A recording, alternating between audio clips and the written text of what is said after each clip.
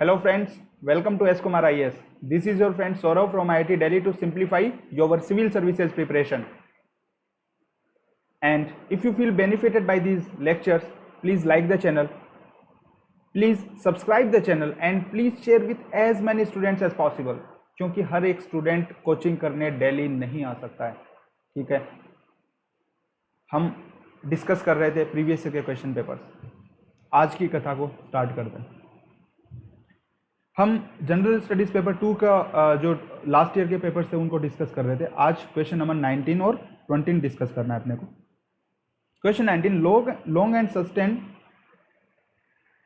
long and sustained image of India as a leader of oppressed world has disappeared on account of new found role. Elaborate. पूरा question मैंने नहीं लिखा है, dot dot कर दिया है तो, बट ओवरऑल यही क्वेश्चन का जो है वो भावार्थ है.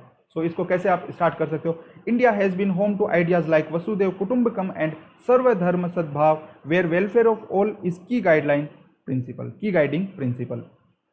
क्यों? क्योंकि लीडर ऑफ ओप्रेस्ड वर्ल्ड बोला है भाई. ठीक है, तो ओप्रेस्ड वर्ल्ड का लीडर है तो क्या, सबसे पहले वसुदेव कुटुंबकम, सर्वधर्म सद्भाव, सभी को साथ लेके चलना है, सबका साथ सबका विकास, उस तरीके की चीजें, वसुदेव कुटुंबकम. तो वेलफेयर ऑफ ऑल जब गाइडिंग प्रिंसिपल है तो हम क्या करेंगे, सारे देशों को साथ लेके चलेंगे.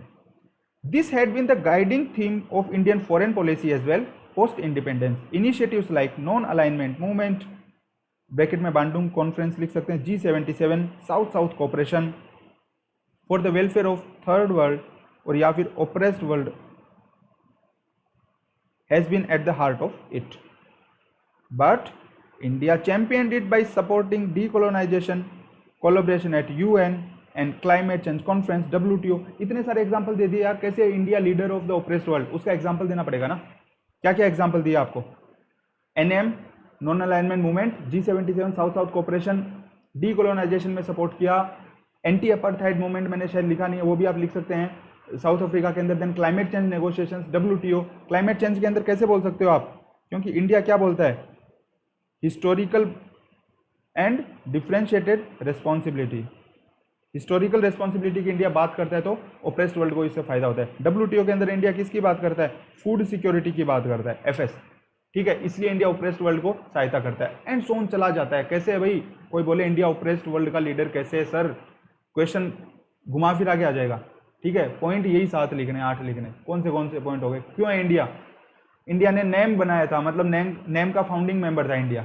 नेम के बाद में इंडिया ने डीकोलोनाइजेशन को सपोर्ट किया. इंडिया ने जो है साउथ साउथ कोऑपरेशन का मतलब एक अलग से साउथ साउथ कोऑपरेशन बनाया. इंडिया ने उसके अलावा एंटी अपार्थाइड मूवमेंट को सपोर्ट किया. इंडिया ने क्लाइमेट चेंज के अंदर हिस्टोरिकल डिफरेंशिएटेड रेस्पॉन्सिबिलिटी को सपोर्ट किया. इंडिया ने WTO के अंदर फूड सिक्योरिटी एटसेट्रा के द्वारा सपोर्ट किया. Okay, but of late scholars argue that India has started tilting towards realism to safeguard its national interest in contemporary times. ये है connecting statement. India started tilting towards realism to safeguard its national interest in contemporary times. Its newfound role is visible in following ways. कैसे करोगे इसको substantiate? Close alignment with United States of America, signing the 4 basic military agreements, BECA being the latest one. चारों हो गए. दूसरा, economic prosperity post 1991 neoliberal LPG reforms, raising India status as great power. अब भाई जब ग्रेट पावर बन रहे हैं हम लोग तो बड़े लोगों की सभा में बैठेंगे ना, फिर साथ में वो भी तो एस्पिरेशन आता है ना. P5 आपको P5 कंट्रीज सीट दिखती है ना इंडिया को, UNSC की परमानेंट जो सीट है वो. तो इकोनॉमिक प्रोस्पेरिटी की वजह से भी इंडिया न्यू फाउंड रोल, एक जो है ग्रेट पावर जो स्टेटस है उसकी एस्पिरेशन इंडिया के अंदर है. Then aspiration of net security provider in the Indian Ocean and close partnership with the Quad. Then active participation in geopolitics and taking a clear stand rather than mere recipient. Example, अब examples बहुत important हैं. ज्ञान कोई भी दे सकता है, उसको substantiate करना है, वजन डालना है. Cleared eyed realism vis-a-vis Israel and Palestine, dehyphenating both the countries. Prime Minister Modi was the first prime minister in the history of India who visited Israel standalone. Okay, so India क्या कर रहा है, डीहाइफेनेट कर रहा है. पहले Israel और Palestine को हम क्या देखते थे, सिंगल विजन से देखते थे, एक ही चश्मे से देखते थे. अब दोनों को अलग अलग देख रहे हैं.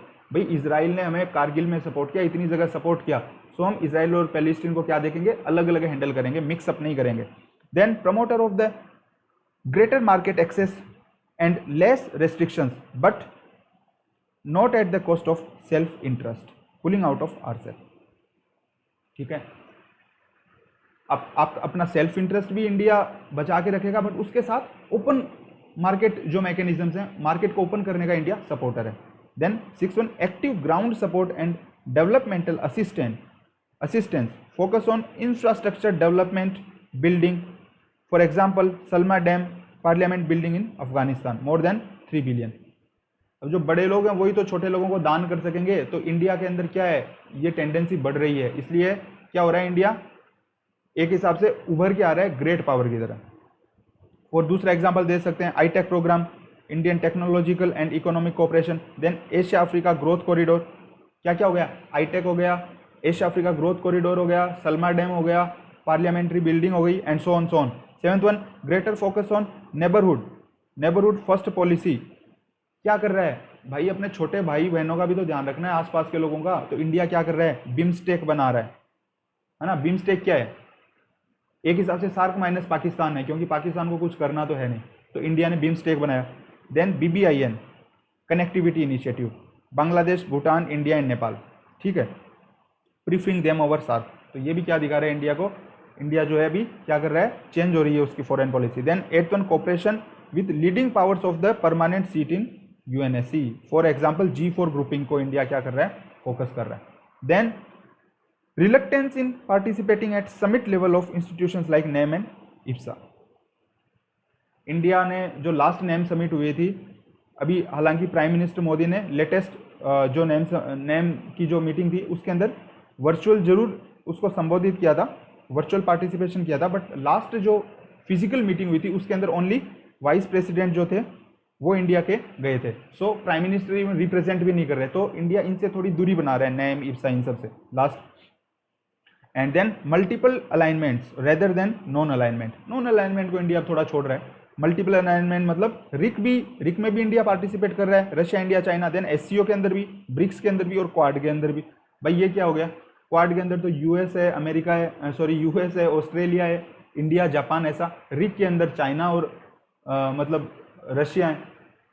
तो लोग बोलते हैं भाई हो क्या तुम रशिया के भी साथ भी रहते हो, चाइना के साथ भी रहते हो, US के साथ भी रहते हो. इंडिया वाले क्या कहते हैं, क्या करें यार, मजबूरी है. आ रही है ना बात समझ में. इस तरीके से इंडिया नेम से बाहर आ रहा है, नेम माइंडसेट से बाहर आ रहा है basically. Focus on strategic autonomy. उसके साथ ये कैसे है, क्योंकि US तो बिल्कुल नहीं चाहता कि इंडिया रशिया और चाइना के पास जाए, तो देन कैसे जा सकता है. इंडिया अपनी स्ट्रेटेजिक ऑटोनॉमी को क्या कर रहा है, असर्ट कर रहा है. US वाले चाहो या नहीं चाहो भाई, रशिया को हम छोड़ नहीं सकते हैं, है ना. तो इस तरीके से इंडिया चेंज हो रहा है, बट पूरी तरीके से रशिया के पास भी नहीं है जैसे पहले थे. हम US के साथ भी अलाइनमेंट बना रहे हैं, जैसा कि हमने पहले देखा, बेका वगैरह साइन कर लिया हम लोगों ने. So the next one, Indian company becoming one of the biggest source of FDI in Britain, Nigeria, south Africa etcetera. Britain, Nigeria, south Africa में इंडिया की जो कंपनीज क्या है, FDI. अब FDI आप करोगे तो भाई आप अमीर हो तभी तो कर सकते हो. देन अभी आप रिसेंटली लिख सकते हो active vaccine diplomacy. India supplied vaccine to more than 90 countries. More than 90 से भी ज्यादा कंट्रीज को हम लोगों ने वैक्सीन भेजा है.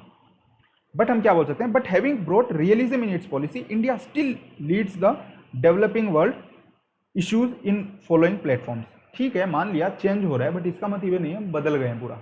तो कहाँ पे हम अभी भी सपोर्ट कर रहे हैं, जैसे फूड सिक्योरिटी है, WTO, climate change, historical responsibility, इन सब चीज़ों में हम अभी भी थर्ड वर्ल्ड को लीड कर रहे हैं, ओप्रेस वर्ल्ड को लीड कर रहे हैं. Hence it can be argued that India aspires active role in world politics. It is ambitious, energetic to set global agenda rather than being inert like post second world war. Post second world war के बाद India क्या था, inert था. तो India क्या होना चाहता है, एम्बिशियस है इंडिया, इंडिया एनर्जेटिक है, और India want to set global agenda rather than becoming inert as at the time of Second World War. There is vigor to become great power and getting rightful place in the committee of the nations. That's it. It's simple. कुछ नहीं समझ में आए comment में पूछ लीजिएगा. 20th question. Friction between India USA. Washington is still unable to find for India a position in its global strategy which would satisfy India's national self-esteem and ambitions. Explain with the suitable examples.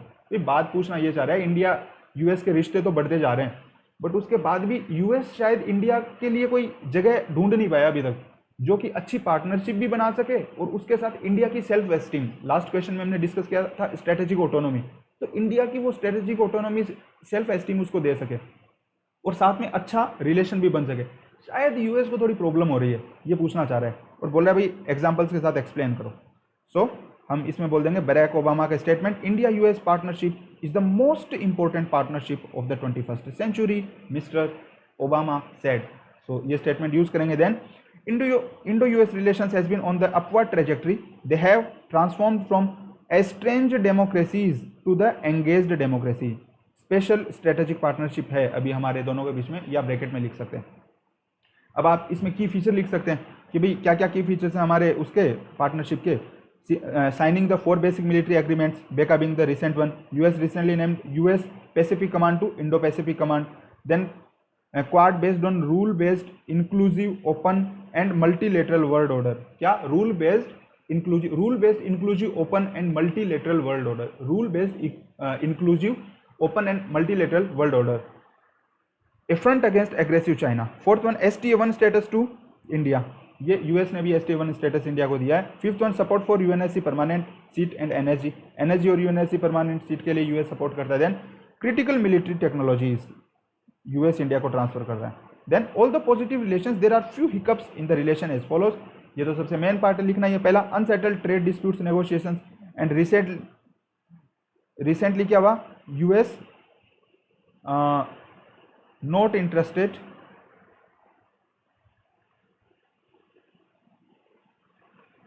In trade deal.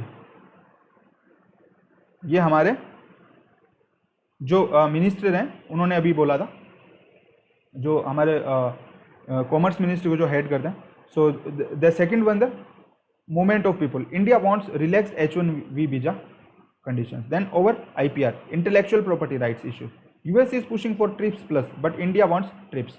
Fourth one, over military alliance, India military alliance पे क्या है कि US India को orbit में लाना चाहता है अपने, है ना। यूएस चाहता है कि यूनिपोलर वर्ल्ड बने। यूनिपोलर वर्ल्ड मतलब एक यूएस पोल हो, एक यूएसए है सिंगल पोल और उसी से सब जुड़े हुए हैं। बट इंडिया ये नहीं चाहता। इंडिया चाहता है भाई अलग अलग कंट्रीज हों, अलग अलग पोल्स हों, सब एक दूसरे से इंटरेक्शन में रहें। ठीक है, इंडिया खुद भी एक पोल बनना चाहता है।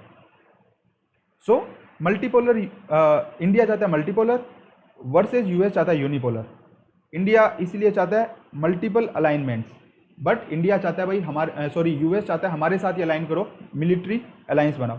India wants to assert strategic autonomy and do not want to join any military alliance led by USA. Military जो स्ट्रेटेजिक ऑटोनॉमी क्यों चाहिए इंडिया को, क्योंकि ग्लोबल एम्बिशंस हैं ग्रेट पावर स्टेटस के लिए। एंड एक हम लिख सकते हैं, US wants India completely into its orbit, example NATO, जहाँ पे यूएस सिंगल हेजिमोन हो। ये लास्ट पॉइंट ही है, एज ए रिपीट हो गया। तो and the next one, fifth point is, इसको छोड़ दो यहाँ पे।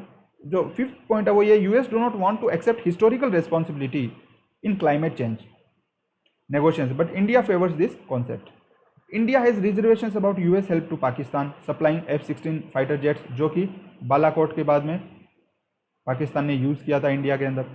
Next one, US excluded India from generalized preference system which gives duty free access to few Indian goods, है ना। जो था generalized system of preference, GSP जो है, जनरलाइज्ड सिस्टम ऑफ जो प्रेफरेंस था, उससे यूएस ने इंडिया को बाहर कर दिया। Then US sanctions over Iran and withdrawal from JCPOA has impacted India's key interest in Chabahar and INSTC, international north south corridor. Then काटसा sanctions of USA over Russia, ये जो क्या कर रहा है इंडिया की S-400, even critics argue that it will impact S-400 defence system purchase, तो ये एक हिकअप है। देन 10th वन आप लिख सकते हो, India economic relation with deep economic relation of US-China fuels suspicion in India that how far USA will go to help India against China. Then 11th, despite deep strategic relation, US has frequently dragged India to dispute resolution processes. frequently dragged India to dispute resolution processes. That's why USA, the largest economy, and India, the largest democracy and among fastest growing major economy, need each other more than ever. Both should settle the lingering differences in a mature way. They should leverage commonalities and strive together for stable rule-based world order as Chinese aggression is threatening the same. The new US Strategic Framework 2021 for Indo-Pacific is a step in the right direction. US Strategic Framework 2021 जहाँ पे India को एक की partner माना गया है Indo Pacific के अंदर, तो ये एक स्टेप इन राइट डायरेक्शन है और रूल बेस्ड ऑर्डर के लिए दोनों को स्ट्राइव करना चाहिए एक मेच्योर वे के अंदर, कॉमनलिटीज़ को लीवरेज करते हुए और पार्टनरशिप्स को बिल्ड करते हुए. सो यहाँ पे अपने ये जो पेपर है इनका डिस्कशन पूरा हो गया. एंड आपका कोई भी डाउट है आप पूछ सकते हैं. लास्ट ईयर के पेपर GS2 के हमने डिस्कस किए 2020 और 2019 का, और उसके बाद अभी कोशिश करते हैं पॉलिटिकल साइंस के कुछ वीडियोस बनाने के. So thank you very much for coming to S Kumar IAS. And अगर आपको इनसे कुछ भी फ़ायदा होता है प्लीज़ लाइक कीजिए वीडियोस को, प्लीज़ इनको शेयर कीजिए, चैनल को सब्सक्राइब कीजिए, क्योंकि हर एक स्टूडेंट कोचिंग अफोर्ड नहीं कर सकता. हमें आपकी मदद की ज़रूरत है इसको स्प्रेड करने के अंदर. Thank you so much. Till the next video, stay connected and work hard. Thank you so much.